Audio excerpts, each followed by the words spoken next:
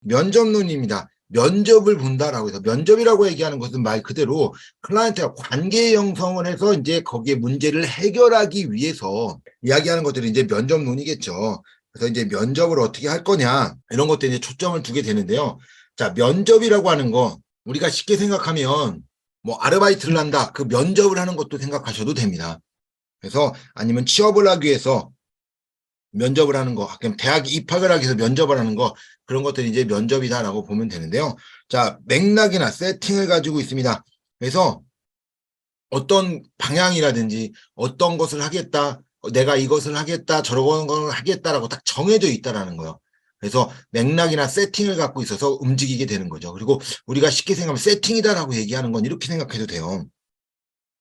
면접을 보러 가요. 그랬더니 이렇게 면접자가 이렇게 앉아 있고 면접관이 이렇게 앉아 있고 면접자들이 와서 질문을 하는 거죠. 일대 다수로.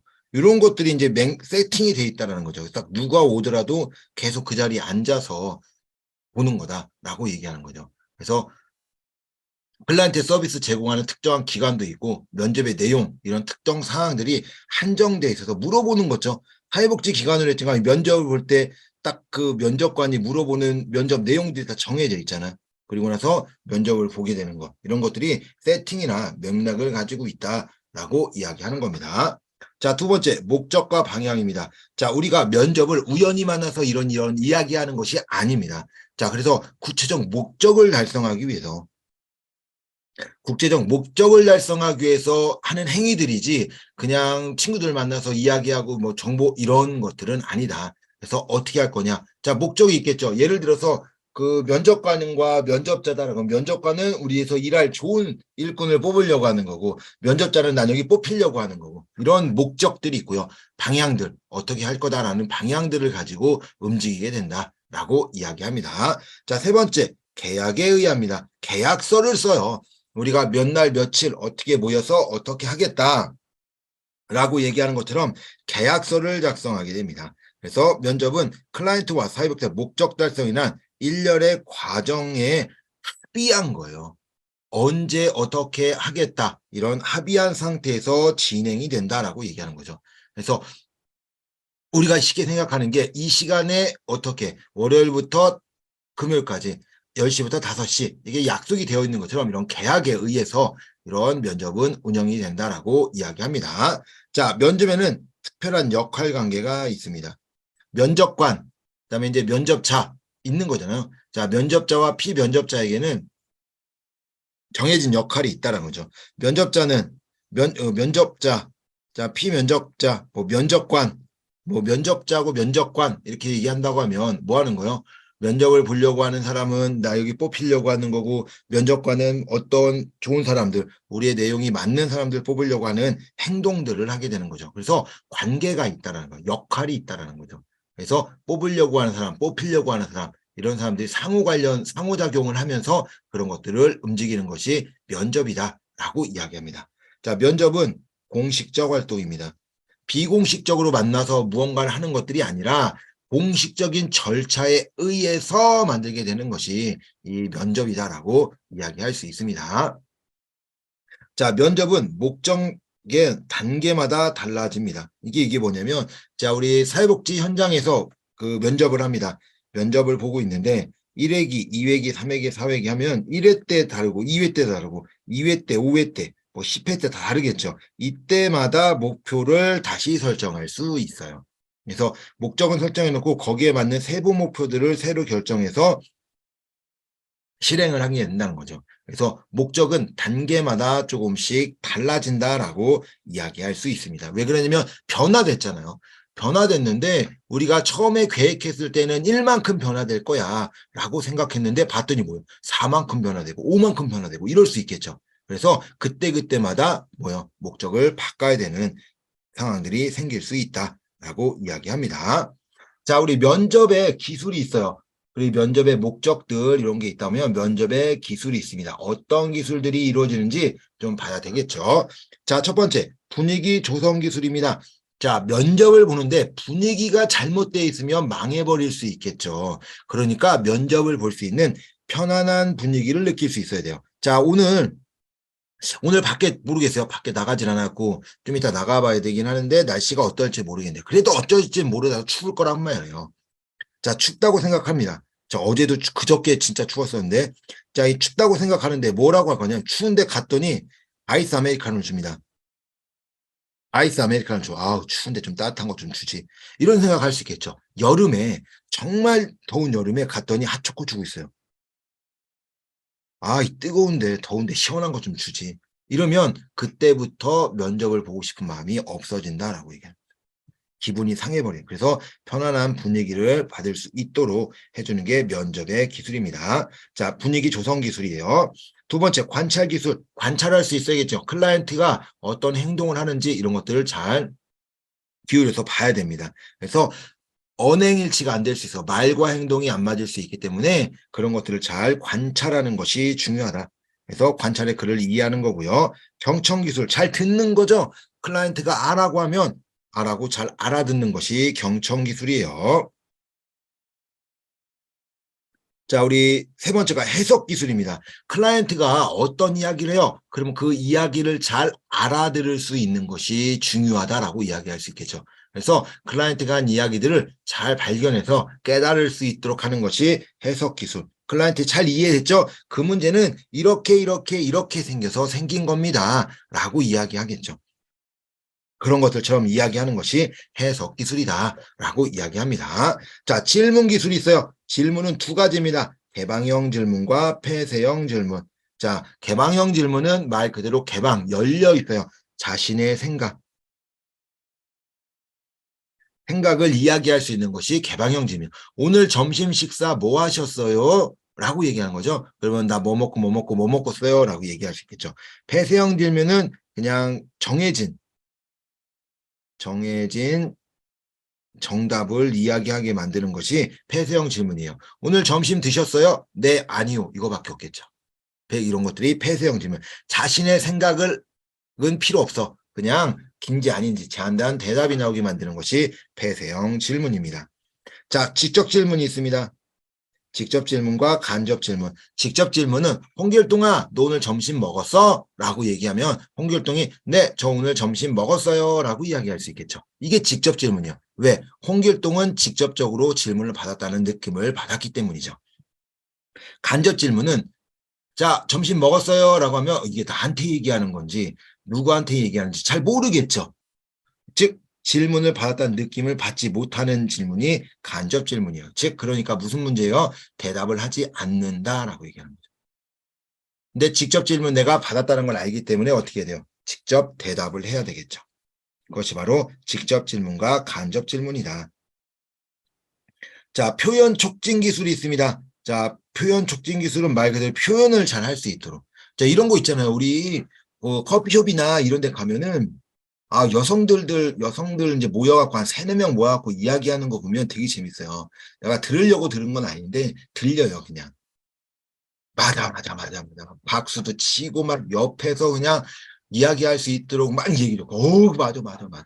이런 것들이 표현 촉진 기술입니다. 박수도 치고, 이야기도 할 수 있게끔 옆에서 으쌰으쌰도 해주고, 라고 해서 계속 이야기할 수 있도록 격려하는 것이 표현 촉진 기술이에요.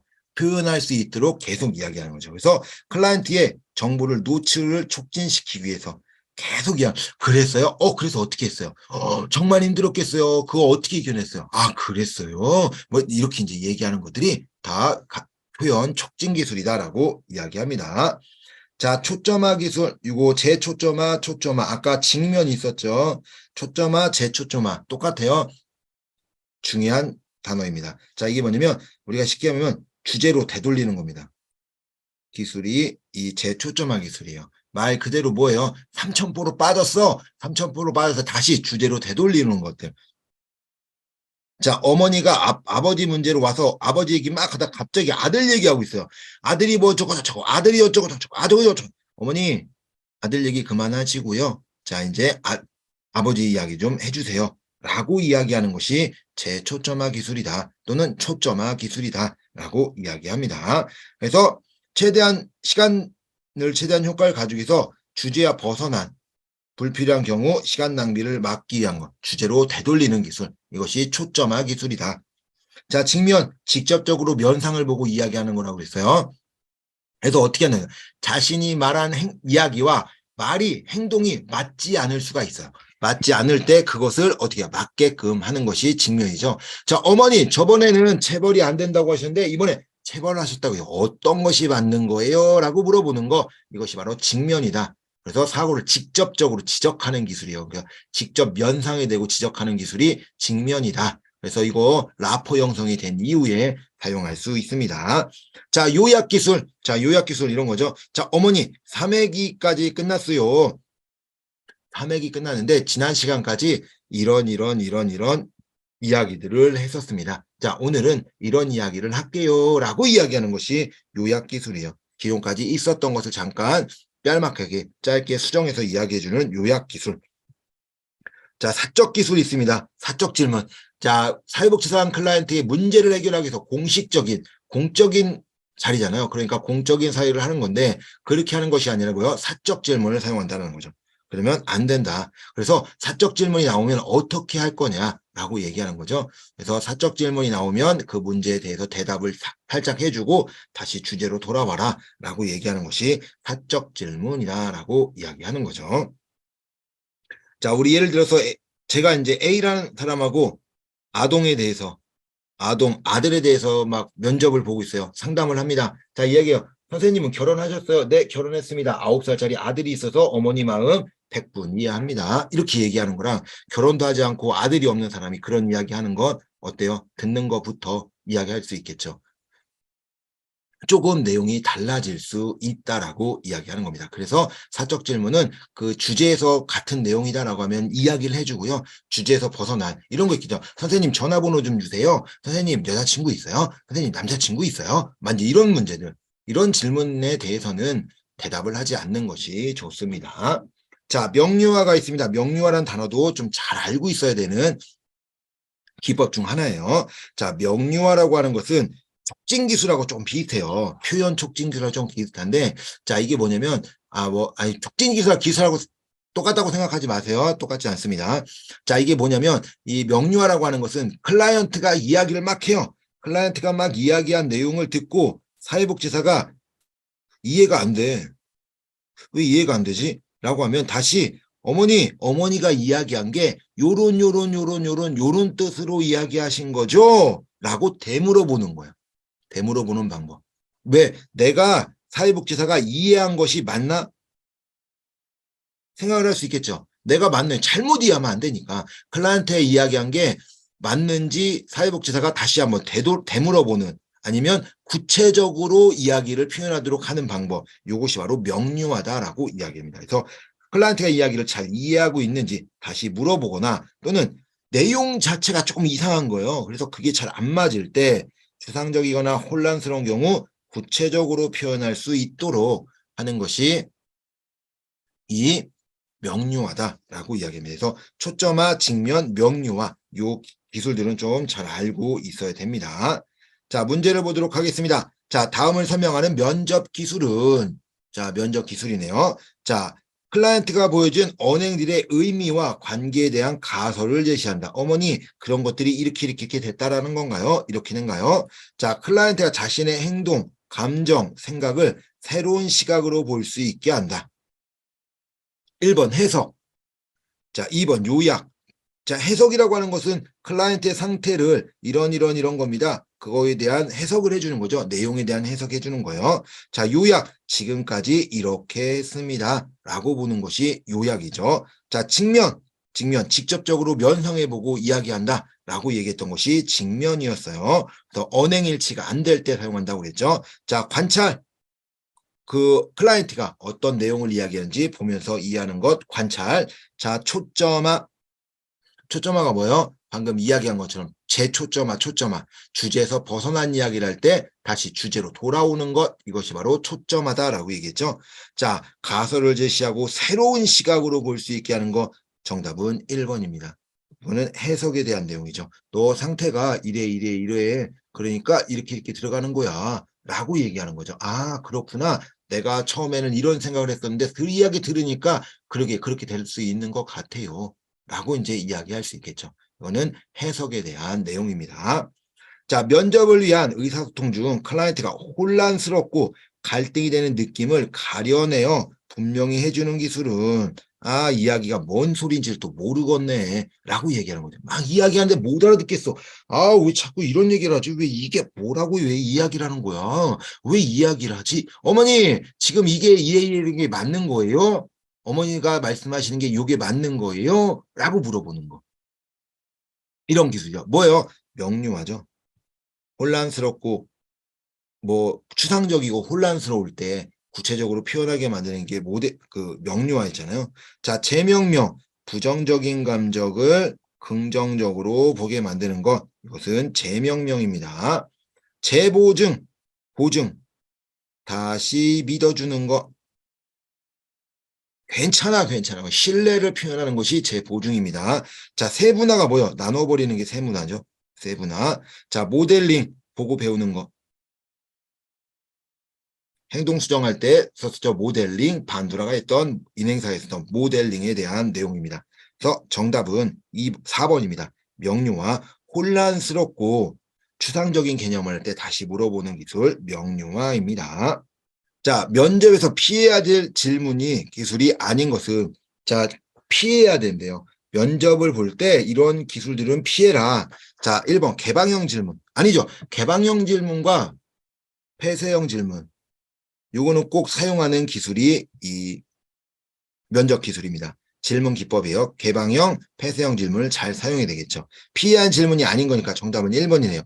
모호한 질문, 이해를 못해. 이게 뭔 소리인지, 기다는 건지, 아니라는 건지 알지 못하는 그런 질문들을 하면 안 되겠죠. 유도 질문, 뭐요? 내 생각대로 만드는 거지.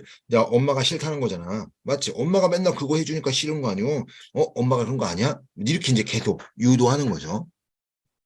자, 왜라는 질문. 왜 그렇게 생각하는데? 왜? 그럼 나중에는 무조건 나가 나쁜 사람이 될 수밖에 없고, 말이 또 안 맞을 수 있겠죠. 자, 복합 질문. 질문이 복합적으로 되어 있는 거예요. 한 번에 있는 것이 아니라 막 복합적으로 들어가 있다 보니까 문제가 어려울 수밖에 없겠죠. 그래서 이게 아빠가 좋아, 엄마가 좋아, 이게 아빠가 좋다라는 거야, 엄마가 좋다고 얘기해야 되는 거야. 뭐 이중 질문들, 뭐 이런 것들처럼 복합적인 질문이 들어가면 대답하기 어려울 수 있습니다. 자, PR 질문이 아닌 거 정답은 1번이네요. 1번 개방형 질문에 대한 내용입니다.